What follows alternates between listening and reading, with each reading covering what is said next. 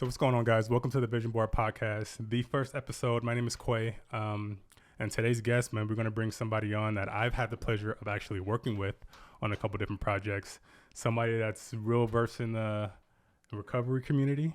Yes, sir. And I am excited to talk about, how he, about his past and who he is, how he is, and all that good stuff. So without further ado, Jonny, man, introduce yourself. What's grounded, fam? It's your boy, Jonny Gio. We're not on the Grounded Phoenix podcast today. I am lucky enough to be recording with my boy, Quay, right here.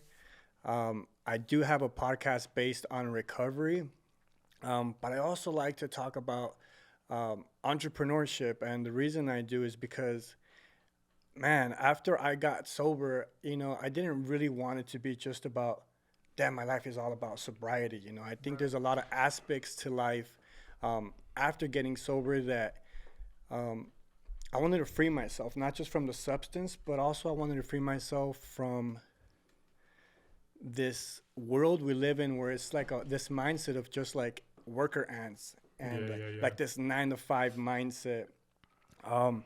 Economically, I was never really, wealthy or rich. We actually were poor, for a greater part of my childhood. But with that came trauma, alcohol, and drugs, a little bit of violence. Lucky enough for me, as we talked in my podcast, there was sports. Yeah, for sure. Basketball for me was one of those things that kind of saved me in a sense because, it allowed me to establish a sense of discipline within me. But at the same time, all the stuff that I went through as a child, after I lost that invitational basketball game in high school, I thought I lost it all. Right. And I sunk into like this party mode. And then came the raves, then came, like the women and the drugs. And, from then on, it was just, I created a monster, to say the least. But lucky for me now, I have 6 years and a half without drinking or touching coke, which was my drug of choice. And, I'm blessed to say that I have 2 beautiful boys. And I'm starting my own entrepreneur journey, which is not perfect, to say the least. But it's an incredible journey, one that I feel like involves getting out of your comfort zone. As, we've talked about before, getting out of your comfort zone is one of those things that is an absolute must if you want to figure out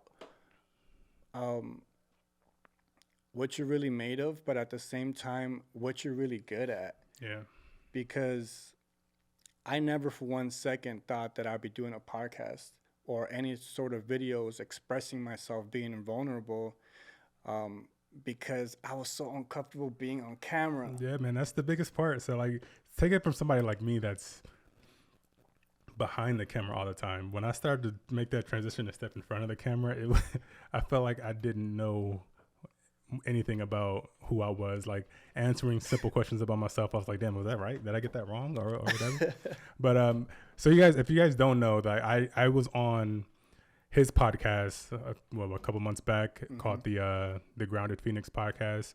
So we'll link that down in the description below if you guys want to check that out, so you guys can reference some of the things that he was talking about in terms of him playing basketball and how that kind of changed and took a different course in his life and everything like that.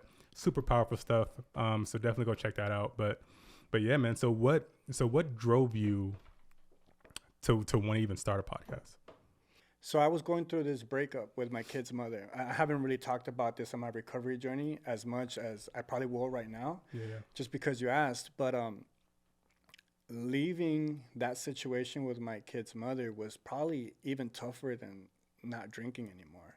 And the reason why I say that is because I was raised by a single mother. So I had like this guilt of like leaving her with my kids, even though I was going to be there for my boys. I felt like I was being just like the father that I never met. Yeah. So leaving was so hard. But once I did, which was actually the best decision I've ever made, because she's happy now and so am I. But what really helped me overcome that was YouTube videos. motivational videos, and listening to other people's stories of like breakups and how, you know, just because you guys have a house, you know, you guys have the kids and everything's all good on the outside, inside the house things are not really working out, and you don't really feel how you're trying to portray to the world like what it really is. Right. So YouTube really helped me, and at that time I was like, man, I got like 2 years sober. Like, I want to help people and share my story the way I did it, because it wasn't the traditional way through AA. And I just want to preface by saying that, you know, AA is great. I think that actually if you are an addict and you rely on any sort of substance physically, you know, go that route or seek some professional help, because there's a specific way that I went through things, and I wanted to share it with the world that may not be as traditional, but it worked for me for the type of drinker that I was. So that's how it all got started, dude, just by that breakup and watching YouTube videos and motivation. And I felt like, you know, these people are giving me inspiration to start anew. So I'm going to grow some balls and basically start my own YouTube channel. Dude, I'm telling you, so like that's a big thing, because like once you get into that space where you're like, okay, I'm gonna start a YouTube channel. I can't speak for you, but for me, that thought process, saying it was like, all right, yeah, whatever, I can start a YouTube channel. I'm on YouTube all day long. I see other people doing it. It's not that hard, right? Mm-hmm.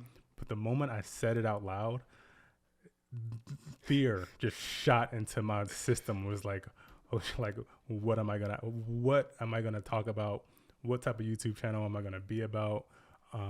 Getting on camera is one of those things where it's just like, it's grueling, man. Like, I started the 2020, so I put myself in this space where I want to start a YouTube channel, and I've been trying to convince myself to start over the last couple weeks, starting the new 2020 year, and I think I've done about 3 or 4 videos at my desk and in front of the camera, just talking and trying to get a feel for being in front of the camera, that I haven't even put out yet. And I don't think I ever will, because those videos are not good, and those should not see the light of day. But just having that mindset to kind of just like, okay, I want to start a YouTube channel, something I've never done before, and just start.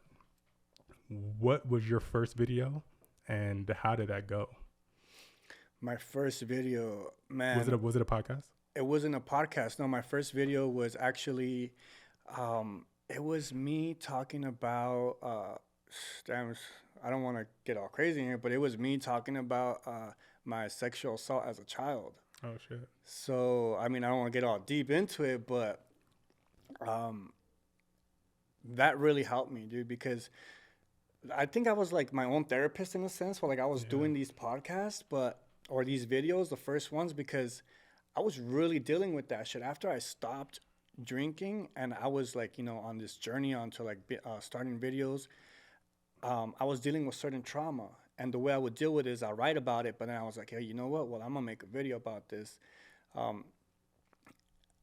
I was like all stiff, just like this, looking at the camera, just, hey guys, you know, my name is Jonathan, and I just want to say that I went through some stuff as a kid and then I was mumbling, my voice was shaky, I was stiff as hell, but I went through it. And like, aside from like the stuff that I said, mentally it helped me, give me this sense of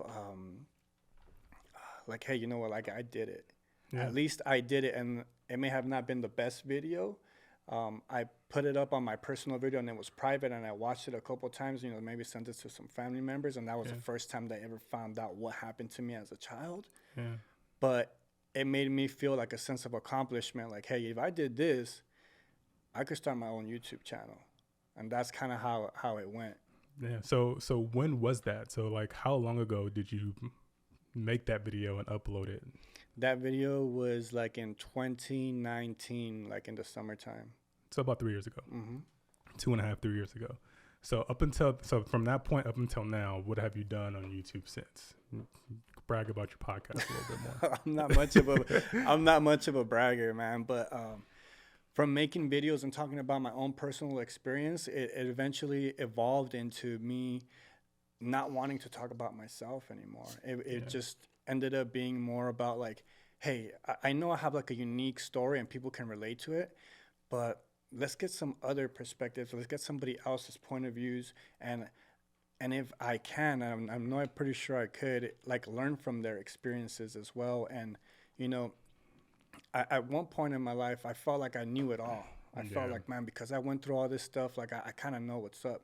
Yeah. But the more you hear different stories from other people, the more you put yourself out there and just engage with people, no matter what race, color, creed, religion, or political point of views, um, you learn.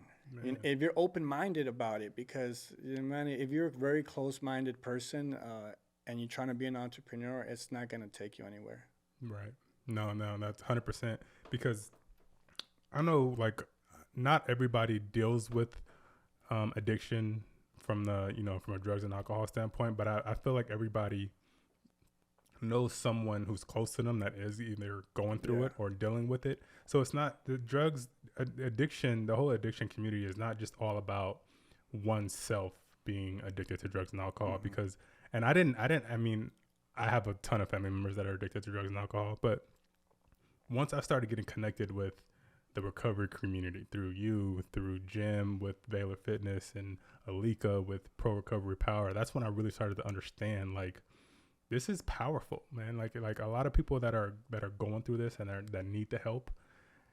There are a ton of people out here that has a support system and that you can just jump into and be a part of the family pretty much. Because I'm like I said, I'm not even in the recovery community. I've never drank or smoked a day in my life, right? So for me, and I know that I was kind of providing a service to you guys and coming in, bringing videos and photos and things like that. But the way you guys embraced me just gave me all that fucking love and affection. I'm just like, damn, like I want to do so much with these people. And it's just like being around these people, you can't help but feel welcomed and just like, and inspired from all the, people that have come from a rock bottom place to now, for the most part, thriving in life and just having a completely different outlook on life. So I think, man, so if anybody watching this, man, if you know somebody that's in the recovery and are struggling with drugs and alcohol or addiction of any kind, man, I would really, really encourage you guys to get with a support system. Hit my boy Jonny up on his IG or his YouTube or whatever, and just get involved, man. Because honestly, you will not regret just getting linked up and just sharing your story, because there's so much power in that. So I want to kind of like switch gears a little bit and then just talk about like your journey. I mean, you talked a little bit about your journey and your background and coming up, but touch a little bit more about your process and getting addicted to drugs and alcohol, and how that being a part of a community like the one that you're a part of, how that helped you get to the point where you are now. Right, dude. Well, I mean, I think for me, it all started as a child. I think that I was that little boy. I was that little boy that was like, yo, my dad's stronger than your dad, arguing with the other kid. Like, my dad can carry a car with one arm and all that stuff, right? And then there came a time in the 7th grade where my mom and my dad, they were arguing, and I realized they were going to split up. And around that time is when I started drinking. I had my first blackout, but I got involved with some people that, were dealing crystal meth. How old were you? I was 12. 12. So I snorted my first line of meth at the age of 12. And I got home. I was home and my mom was drinking, and I knew something was going on because, when she drinks, something's on her mind. And she was like, hey, I need to talk to you. And I was all lit. I was on one. And she didn't even notice. And I was like, yeah, what's up? She was like, well, your dad is not your dad. Whoa. And that's when I found out that my stepdad wasn't my biological father. So from that moment on, I developed this victimized mindset, like everything was against me. Why me? Why poor me? And from that moment on, I was still involved in sports, but I always had like this thought in the back of my head, like, fuck everything. Yeah. You know, like what's the point of it? You know, like my superhero is like not even my superhero. Yeah. You know, and you know it sucks because my dad, you know, I call him my dad now because he was there for me for a great part of my life, and he was a very important person. He passed away, and it sucks to say that I never told him how much I loved him because I never got the opportunity. And now I pray to God and I talk to him and I let him know how much I love him, because I think it's important in my journey of recovery. I journal a lot. I reach out to people. I connect with people. I read books. I get out of my comfort zone. But the very first step I did was I had to realize and acknowledge that alcohol is not for me. My alcohol bone is attached to my cocaine bone. And if I don't want to do cocaine anymore, I have to stop drinking. So the moment that happened where I said, this ain't for me no more, I'm going to stop. It wasn't when I almost lost my arm. It wasn't all those experiences, drinking and driving, those horrible, getting chased by the cops and actually getting away. that happened. It wasn't the horrible stuff that I would say and do to people. It was this moment in the restroom where I was on one. I was drunk and I was fighting with my kid's mom. And I went inside the restroom to do a line of coke. And I look into the mirror and I see this tore, broken person who's just dying for help. And in the mirror, instead of seeing myself, I saw who could have been my potential dad. And the absence of my father triggered my presence as a father. And I realized, holy crap, I'm a father of two now. This has got to stop. Yeah, man. That's and how old were you when on that moment when you were in the bathroom and you had that realization? I was 25. So from 12 to 25, you were pretty much on drugs or addicted to drugs and alcohol in some way, form, or fashion. Yes. So 25, how old are you now? 31. 31, you're old as fuck. I'm just as old, man. I'm 32. I am, though. Hey, but you know what? Real talk. I am older, but I feel way better than I ever did in my early 20s. Right? Yeah. Yeah. So it's like it's one of those things where, and I invited you over to the house today for the first time, and I showed you all the candy drawers and stuff that whatever. But he even told me, he was like, oh, he didn't want no candy because he was fasting. So I mean, we got a couple minutes left. Speak to a little bit about that. It's like, are you on like a fitness health kick? Because I know when we met at a Baylor fitness shoot, and we were doing some crazy handstand stuff. You was about to kill yourself. but talk to a little about the fitness journey and how that kind of ties in with your recovery. Well, man, fitness and physical self-care is a great component to my recovery journey, because I think fitness kind of boosted my discipline, because I was always athletic, but I was also like 140 pounds. Now I'm at like 180.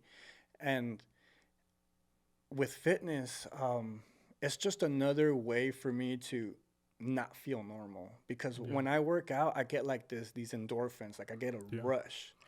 And that's the same type of thing that I would get with drugs. And so like working out, whether I work out or I play ball, I get like a rush of like being outside of feeling normal. Yeah. So for me, physical self-care, no matter how I do it, whether that's push-ups, bench press, playing basketball, just staying fit and taking care of my body is a great way of showing how much respect I have for myself, because I'll be damned if I ever drop down to 135 pounds again. Crazy, man. Because I was a trainer for 10 years. So personal training and the fitness lifestyle was a big part of my life for the first big half of my life. Right. So I tell people all the time, fitness and health and fitness is the closest thing to the fountain of youth that you'll ever find in this world.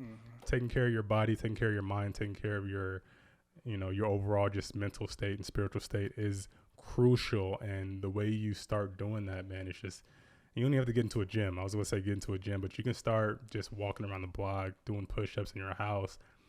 Sometimes the feeling of being sore is so satisfying to your well-being, even though it hurts. It hurts. Because I just started working out again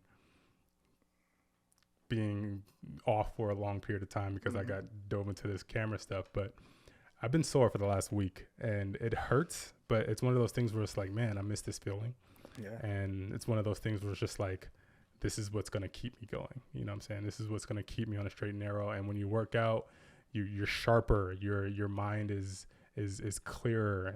And especially if you work out earlier in the day, which I recommend people do, because you work out earlier in the day, there's nothing that can really go wrong in the day that's going to really mess up your mindset, because you're already got that feeling. You already released those endorphins, and you already got that thing where it's just like, damn, I'm here now, and I'm, you know, the day is the only way to go from here is up. You know what I'm saying? So yeah. So that was part 1 of interview with Jonny. So we're gonna come up next week. We're gonna have a part 2, and we're gonna talk a little more about Jonny's background and his business, and just how he kind of conducts his home, you know, brand and things like that. So stay tuned for next week. Another interview with Jonny. From then, this is Quay with the Vision Board, Jonny with Grounded Phoenix. Now I almost fucked that up. It's all good. See you guys next week, man. If you guys like what you're seeing, you like what we're doing here, make sure you like, subscribe, hit us up in the comments. Let us know what you guys want us to touch on next. So stay tuned. Peace. Yes, I've been all in my bag. You been all in my business. You be all in your feelings.